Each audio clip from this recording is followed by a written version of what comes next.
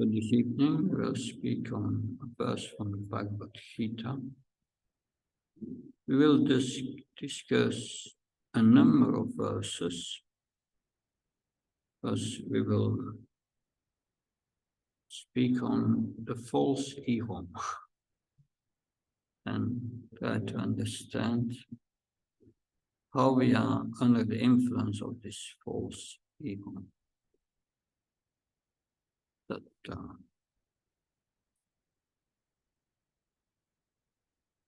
so Krishna speaks about this in the third chapter of the Bhagavad Gita, Karma Yoga, text 27. Om Namo Bhagavate Vasudevaya.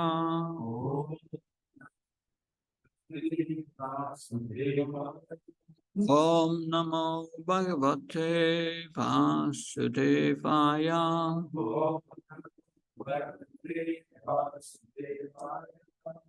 Om Namo Bhagavate Vasudevaya.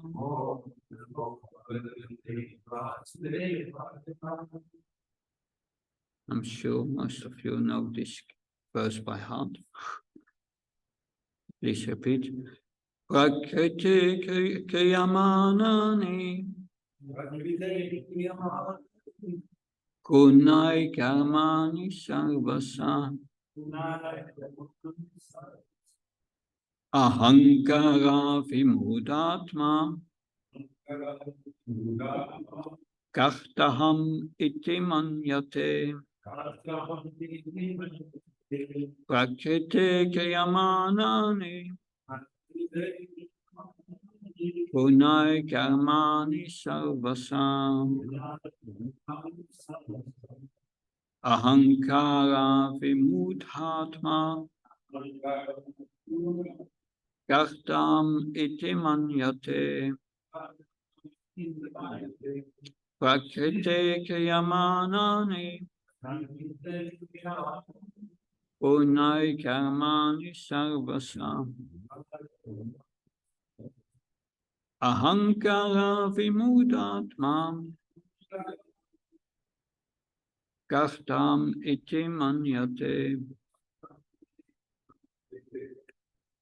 But for word translation, Prakriti of material nature, Kriyamanani being done,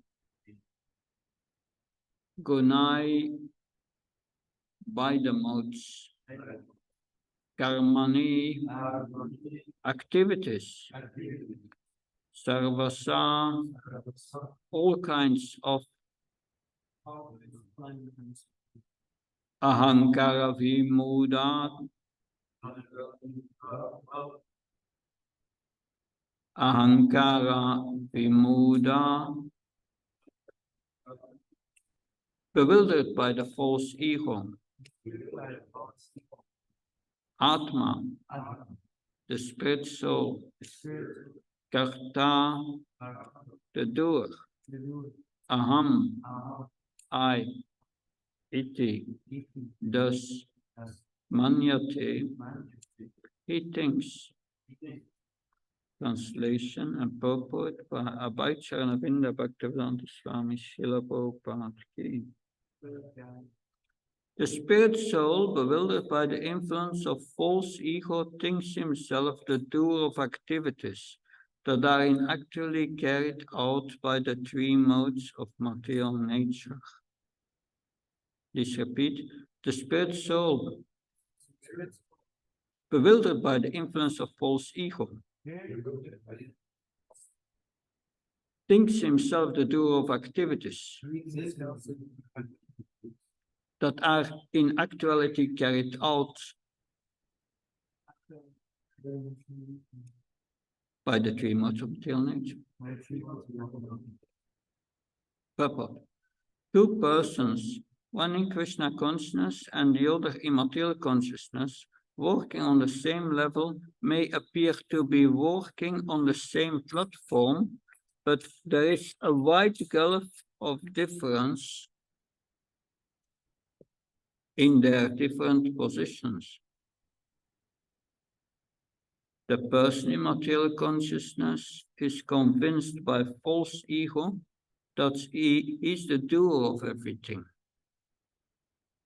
He does not know that the mechanism of the body is produced by material nature, which works under the supervision of the Supreme Lord. The materialistic person has no knowledge that ultimately he is under the control of Krishna. The person in false ego takes all credit for doing everything independently, and that is the symptom of his nations. He does not know that this gross and subtle body is the creation of material nature under the order of the Supreme Personality of Godhead. And as such, his bodily and mental activities should be engaged in the service of Krishna, in Krishna consciousness. The ignorant man forgets that the Supreme Personality of Godhead is known as Rishikesh, or the master of the senses of the material body. For due to his long misuse of the senses in sense gratification, he is factually bewildered by the false ego, which makes him forget his eternal relationship with Krishna. Verse again. Prakriti kriyamanani kaunai karmani samsam ahankara vimudatma kartam iti manyate. The spirit soul, bewildered by the influence of false ego, thinks himself the doer of activities that are in actuality carried out by the three modes of material nature. Omajana Timanasya Sakso Unmilitam Yena Tasmai Silvavenama. Che Tanyamanopistam Staptam Yena Butalis Famrup Kadamium Dadatis Palantikam. Vandeham Shiyuda Padkamnam Shiyum Vaishnavamsha Shiyupam Jagajatam Sankanaragnatam Tam Tam Sativam Satvaitam Savadutam Paritana Saitam Shri Krishna Chaitanya Devam Shirada Krishna Padan Sankanalita Shivsha Karanvitam Hey Krishna Karuna Sindhu Dino Bandhu Jatpate Gopesha Gopka Kantara Kant Namastate Tapta Kansna Gaura Gira Devana Vanashve Vishavana Sutta Devi Panamama Haripi Vanka Kalta Visha Kepas and Visha Patinam Pavanabhyo Vaishnabhyo Namo Nama Jaya Shri Krishna Chaitanya Prabhu Nityananda Shri Advaita Gadadhar Shivanza Gaura Bhaktavai Hare Krishna, Krishna Krishna, Hare Hare, Hare Ram, Ram Ram, Hare Hare.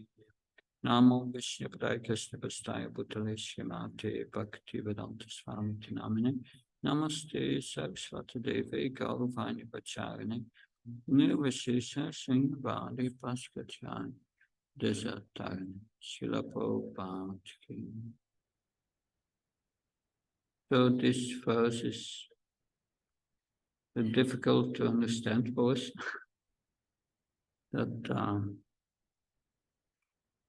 the conditioned soul, all the people in this world are called here Vimuda Atma.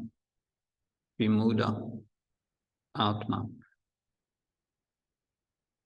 Vimuda Atma. Atma means soul. And Muda means full and as, yeah. Full. And V, super full. The grateful Krishna said, Vimudatma. That's a very heavy word. But this false ego means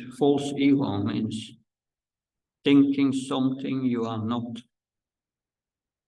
Like sometimes in an asylum, you find people who think they are Napoleon. One the whole day walks up and down with his hand here, straight, up and down, thinking he's Napoleon. But he's a fool. But we are also in that category. We identify with this body. And we think we are doing everything. Now, who is doing what? That's discussed in the 5th chapter of the Bhagavad Gita. In the 5th chapter, in that regard, it's an interesting chapter. So Krishna says in 5:14, Na kartit from na karmani lokasyo chichachi prabhu na karma phala samyogam svabhavastu pravartate. The embodied spirit. So we are embodied spirit, we are in the body. And we are master of the city of the body. At least we think we are the master of the city. So the embodied spirit does not create activities, nor does he induce people to act, nor does he create the fruits of action. All this is enacted by the modes of material nature. Here Lord Krishna says, yeah, factually we are not doing anything in this material world. So we are not doing anything, Krishna says. In the next verse, Krishna says, Nadate kachit papam nacheva sukritam vibhu ajnanapitam jnanam tenamuyanti antava. Says, nor does the Supreme Lord assume anyone's sinful or pious activities. Embodied beings, however, are bewildered because of the ignorance which covers their real knowledge. So Krishna says, I'm not the cause of the sinful and pious activities of the people. I'm also not doing anything. So that now the confusion is complete. That the embodied spirit does not do anything, and Krishna says, I'm also not doing anything. So who is doing things here? Bhakta Sama, you are? No? You are responsible? No. Oh, he has in his own idea already. That says to a certain idea. But what is Krishna saying here? Krishna says, yes, I'm the source of material nature. I created the system, but he's not the cause that we become entangled in that system. We are the cause. By our false ego, we become entangled. That everything is done by material nature. So are we the doer? Are we not the doer? That's the point. What do you think? Are we the doer? No. No? No? We have some involvement in the level of desire. There must be something. Yes. Yeah. So I like how yes, how Bhakti Maharaj explained it. He said, we are not the doer, but we are also the doer. So how to understand this? Krishna explains that in the 18th chapter of the Bhagavad Gita, verse 14. Verse 14. Verse 14. Let's see. Now this done. Adishtanam tata karta karanam sapitachvidam. Vividas sapitachshista daivan shaivata panshanam. The place of action, Krishna says, adishtanam, the body. The body is called in the 13th chapter the kshetra, or place of action. And then he speaks about the karta, the performer, the one who does things. So there must be someone who does things. And then he says the karanam, the different senses, that's also part of the body. And then you have vivida sapita shasta, all the endeavors that come into the mind. That's the subtle body. That's also part of the body. And then the fifth factor is the super soul, Paramatma. Now, Paramatma controls, what does Paramatma control in this world? Material nature. Maya Drakshana Prakriti Chucha Checha Characham, Krishna says. Krishna controls material nature. So the body, what is it? Material nature. The senses, material nature. All these endeavors in the subtle body, material nature. So that's under control of Paramatma. But then you have the karta. The karta. The karta is a spirit soul. And the spirit soul desires. Desires. That's all. It does not do anything. So I desire to speak, but it's Paramatma who's speaking. You understand that? I'm also doing. I desire. But it's Paramatma that makes the lips moving and the sound comes out. And so we don't even know how it works. We think and it happens. But Krishna knows. He makes it work. So what I'm saying now, that is explained in the 5th chapter, verses 8 to 12, I think. 5th chapter, chapter 5, is verses 8, 9. That is, Krishna says, Naiva kinsit karomiti yuptama yeta tatvat pasans pisans shichan asnan gesan gachnan svapan svasan. Palapam vichinam hinam unmisam nimesama pe indiacht in diachtesu vachtati darian. You get it? No? Okay. A person in divine consciousness. So a person who sees things as they are, who sees what happens. Person in divine consciousness. Although engaged in seeing, hearing, touching, smelling, eating, moving about, sleeping, and breathing, always knows within himself that he actually does nothing at all. It's all done by the body, by the super soul. Because while speaking, evacuating, receiving, and opening and closing his eyes, he always knows that only the material senses are engaged with their objects and that he is aloof from them. It's all material nature. Do we always think like that? Yeah. Every moment? Oh, Krishna is doing, I'm only desiring. We should. Then you are Krishna conscious. Then you are fully Krishna conscious. If not, you are in illusion. You are vimudhatma.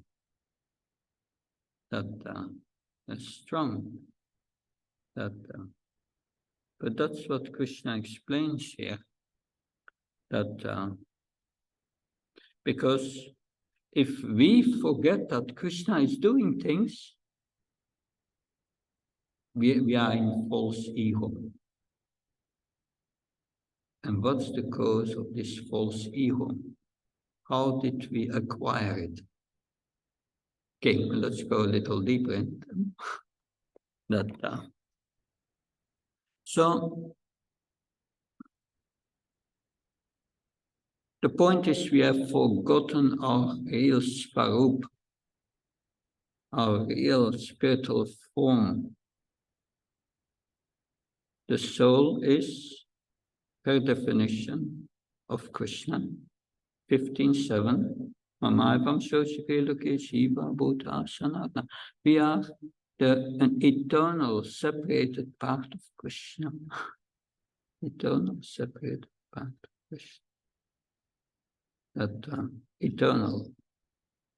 And we are a part of Krishna. The part must serve the whole to be connected. So, in consciousness, we have separated ourselves. We think ourselves the doer. But Krishna consciousness means connecting again with Krishna.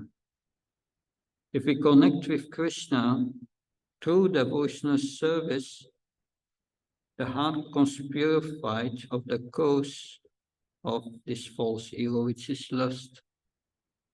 That makes us identify with the body.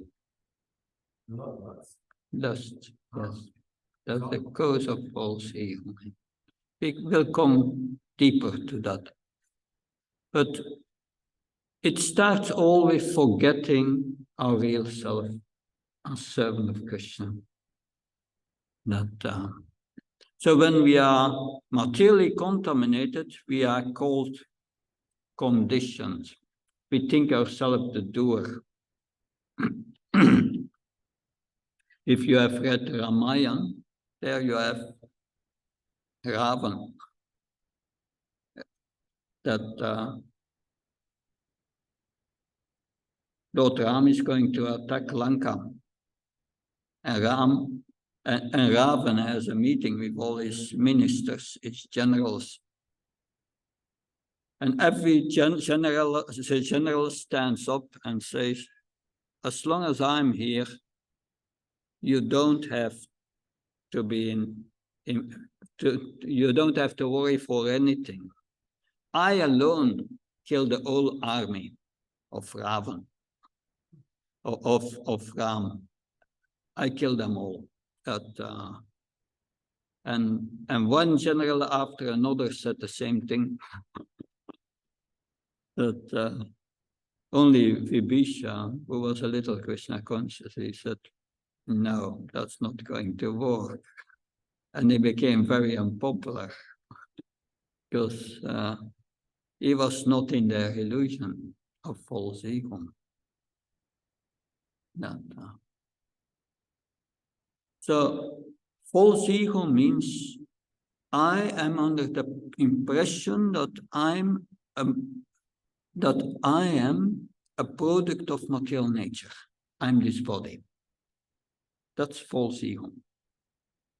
And we have different false ego. We may think I'm Canadian or I'm Indian.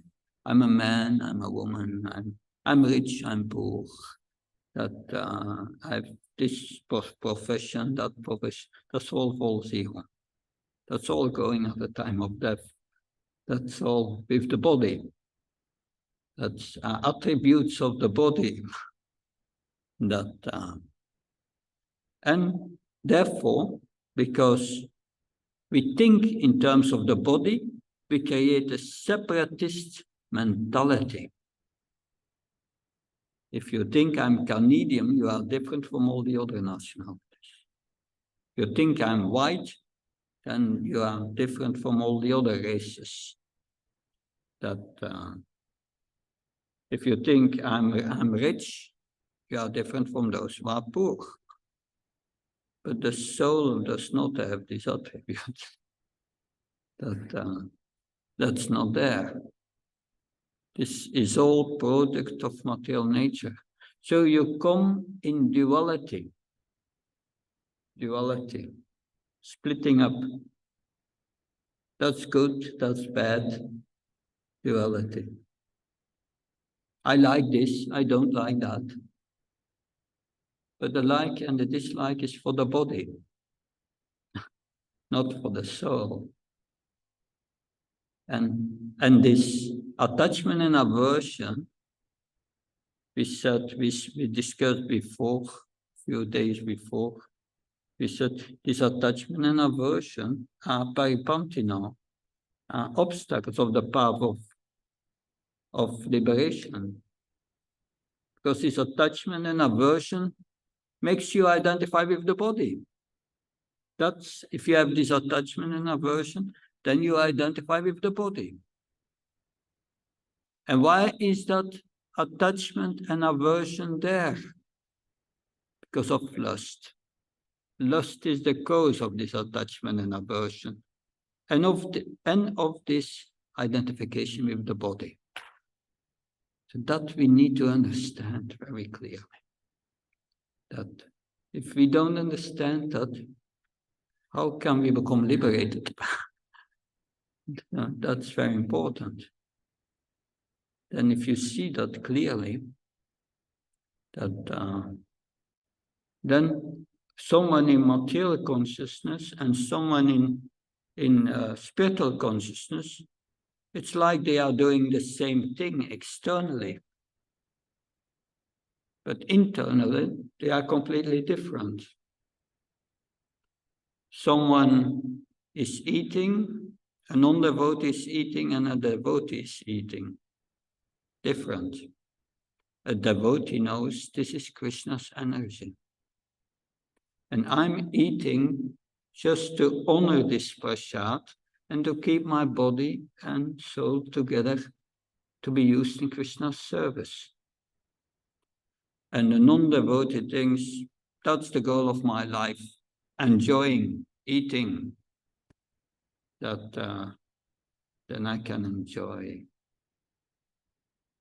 lust.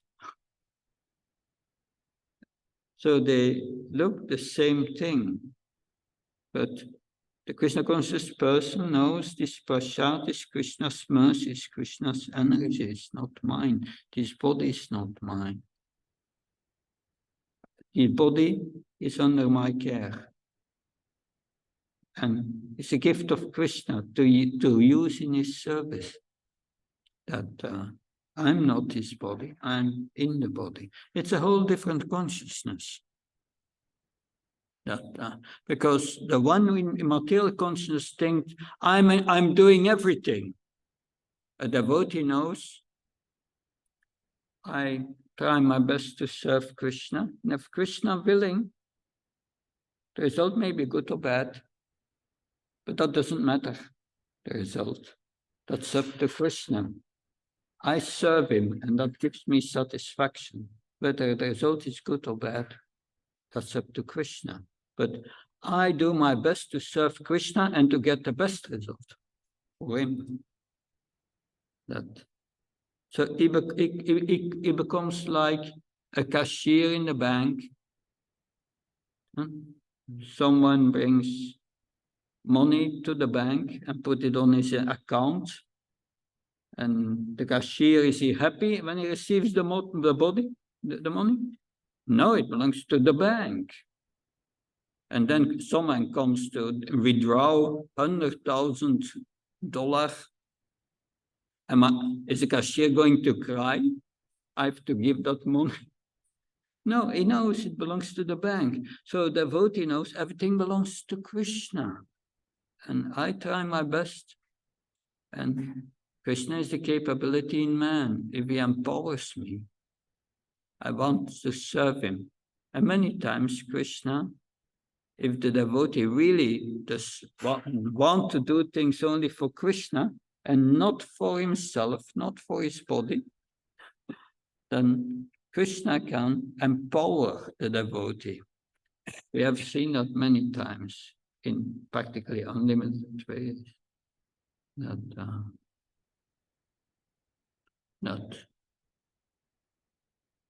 So when one is in false ego, it does not know that The body is produced of material nature, which is working under the control of the supersoul, which is in his heart. He does not know that he has no knowledge that ultimately he is under control of Krishna. But the person in false ego thinks, I'm independent, whatever I do, that I will do things on my own strength. That, yes, this is, it takes credit for everything what he's doing. Now, there are a few purports in Bhagavad Gita where Krishna also speaks about false ego. It's good that we make that connection. That gives us a deeper understanding of false ego. And of course, I mentioned already that Krishna says that lust is the cause of this false ego. That's more detailed explained in 340, and that's a verse 340 where Indriyani,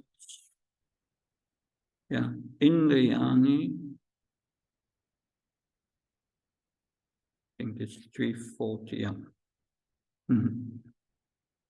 Indriyana manobudir asya dishtanamuchate eter fimoyatye sahyanam avritya deinam. The senses, the mind and the intelligence are the sitting places of lust. Because Arjuna is asked, where is the enemy? Where can I find him? Krishna replies, it's the senses, the mind, and the intelligence. Through them, lust covers real knowledge of the living entity and bewilders him. He becomes vimudatma by this lust. Now, in a purport, Srila Prabhupada writes, next, the intelligence department becomes the capital of such lustful propensities. So, intelligence is the immediate next door of the spirit soul. That lusty intelligence influences the spirit soul to acquire the false ego. And identify itself with matter. And thus within the mind and senses. The spirit soul becomes addicted to enjoying the material senses and mistakes this for true happiness. Every line is here important. Every line. Let's go back. Intelligence is the immediate next door of the spirit soul. So that's, you have, Krishna has said before, you have the object of the senses. The senses are higher. Higher than the senses, the mind. Higher than the mind is the intelligence. And higher than the intelligence is the soul. So it's the next door of the soul. That the most close to the soul. Therefore, if we have transcendental knowledge means how to act according to my real ego. Transcendental knowledge, how to act as a spirit soul, how to act as a servant of Krishna. That if we feed our intelligence with that knowledge, then the soul will be convinced, say yes. And the soul pushes the intelligence. You make the sense, the mind and the senses act according to this knowledge. Therefore, we must hear transcendental knowledge to conquer this lust and to get rid of this false ego. So lusty intelligence influence the spirit soul to acquire the false ego. Lusty intelligence will make plans how to enjoy. and that is a misuse of intelligence, Prabhupada says. That's very dangerous. We hear that in the 16th chapter of the Bhagavad Gita. Ishvara Mahambhogi, that I am the enjoyer. I am the controller of everything. And I have so much wealth now. And I make plans to get more and more. And he's my enemy. And I will make plans to kill him. I will get him. So that's the result of this lusty intelligence. The cause of all conflicts, is the cause of all wars. Just that false ego. That's the big problem. The bewildering factor.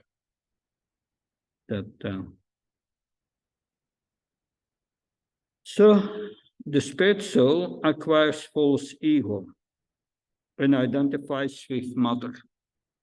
There we go. Yes. Good. That was. To finish, we will read one more purport of Bhagavad Gita. And then we can continue to speak about false ego tomorrow. Interesting subject matter. We can speak many sessions about it. But this is the essential knowledge here from the Gita. And that is 1826. That 1826, Krishna says, Mukta Sanghon Aham Vadi Pit Utsaha Samam Vita Sitya Sidyo Nirvikara Karta Satvika Uchate. One who performs his duty without association with the modes of nature, without false ego, with great determination and enthusiasm, and without wavering in success and failure, like the cashier in the bank. That is said to be a worker in a mode of goodness.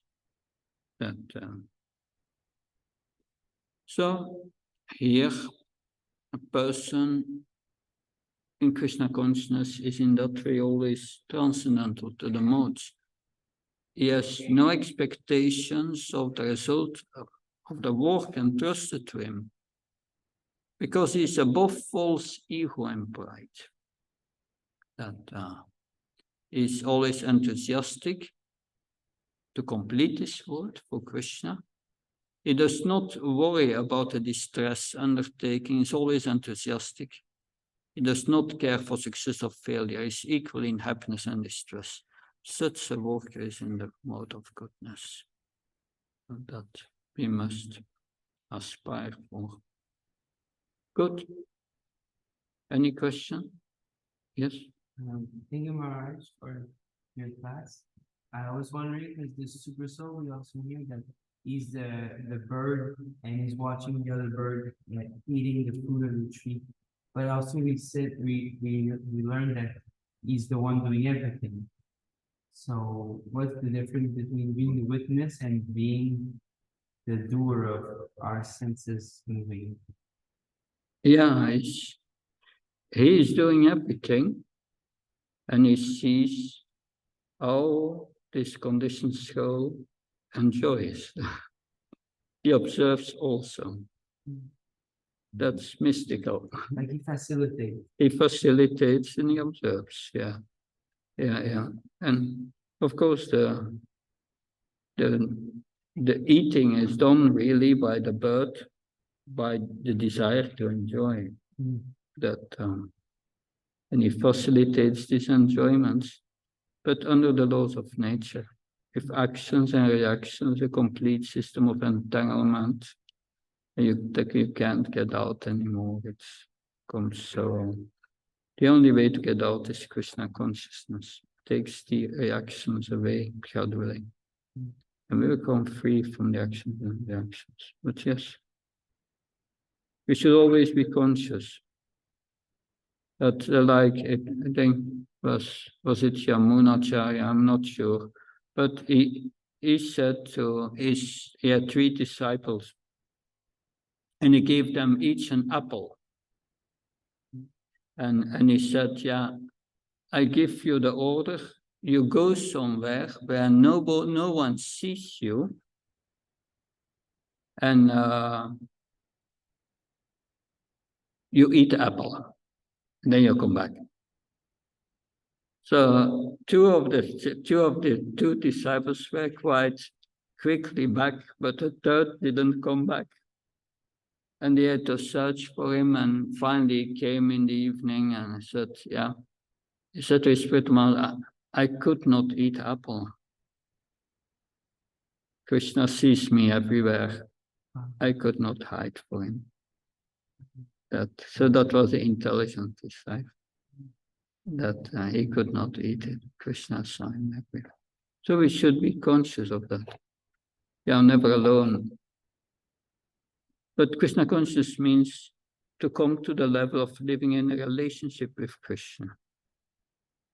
Then you feel never alone. You have always Krishna in relationship. So that's the point of coming through. If imperfection, we live always in a relationship with Krishna. But you can only feel the super soul in the heart. And Krishna says the goal of yoga in the 6th chapter.